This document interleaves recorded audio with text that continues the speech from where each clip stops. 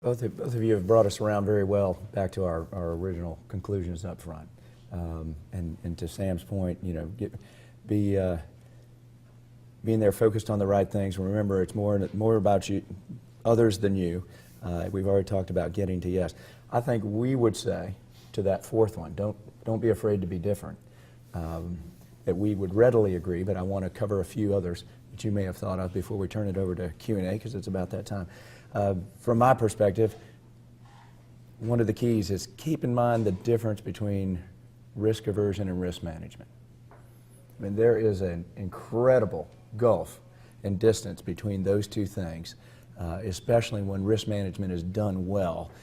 It involves risk recognition, but it really stomps a lot of aversion out along the way to getting to good management. So I think the punchline there under be different, don't be afraid to be different, is don't be afraid to fail. I mean, you mentioned it. You weren't afraid to fail. If we burn all this money and we got to sell the monkeys, it could happen. I'm not sure where you sell those monkeys, but that's a whole topic for the next workshop. They're retired. There you go. I have to so you retire got a home them. for them. Beautiful. Yep, they retired before I did. There you go. So, you know, but can we agree to that? Don't be afraid to fail. It's just going to happen from time to time, especially when you're trying to take an enterprise and scale up and drop back and scale up a little more and drop back. I mean, that's life. 2 steps forward and maybe 3 to 5 back. But what others would you all like to share before we turn it over to Q&A?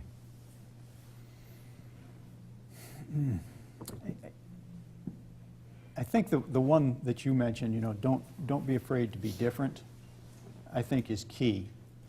I can't tell you how many times in a conversation with sponsored programs or grants and contracts, they said, oh, Dr. Van Scott's a different case.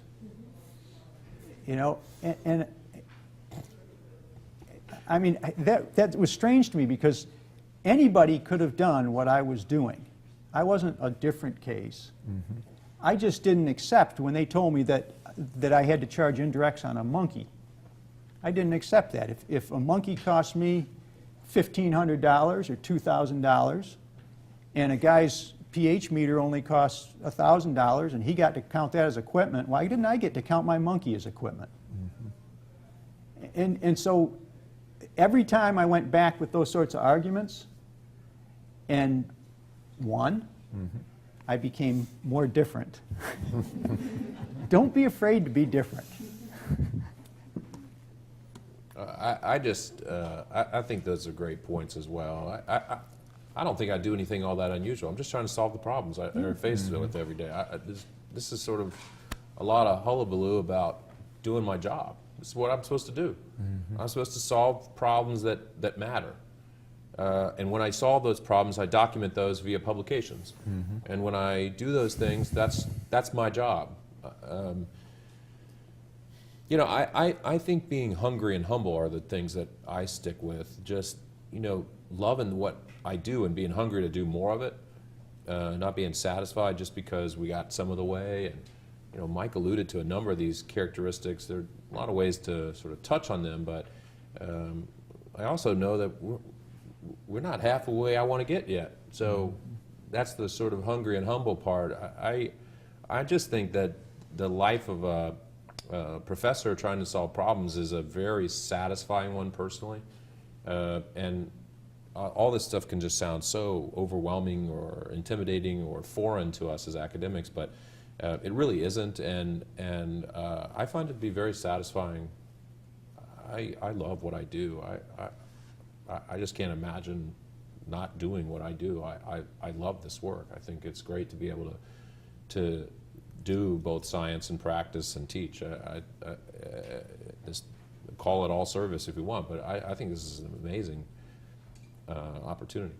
So impact, innovation to impact really has to do with making a difference on all those activities. And in the end, I think, you know, getting back to that, stay focused on what's important to you. And so for me, I just like to work, you know, I like the work that I do. But ultimately, it comes down to that one problem that I was working on 20 years ago, and that is asthma. You know, with as smart as we are and everything that we've done, we have yet to find a cure for asthma or even a really effective long-term treatment for asthma. And that's what really makes this work worthwhile, is because these companies are bringing in novel ideas on how we might do that, and I get to test it. And you know, one of our best successes was back in about 2005, I guess, 2006. There was a protein that came out of, a chimeric protein that came out of UCLA, and it was supposed to shut down mast cell secretions.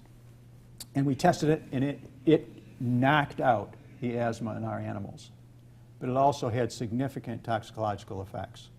And that compound was due to go into kids the end of that year. And Biogenetic, that was the one with Biogenetic, and they returned the IP back to UCLA. Well, another company has picked that up, reformulated it, and that company came back to us last year to retest that compound. And more on that in another year. But We look that's forward what to drives them, because if that That's a great works, point. if that works, that's significant. Well, And that's a it's a- career worth, you know, working at. Absolutely. And return customers really saying that you did high quality, ethical, Yeah. you know, productive work. I think that's great. And I think that's one of the things about working with the industry. If you do it well, you get rewarded too, because they want to come back and work with you. And that's intellectually the best. And Biogenetic, you know, flatly said, you just saved us $15 million. That's right. The no-go decision was big. Yeah. Right? That was of Huge. incredible value. Absolutely.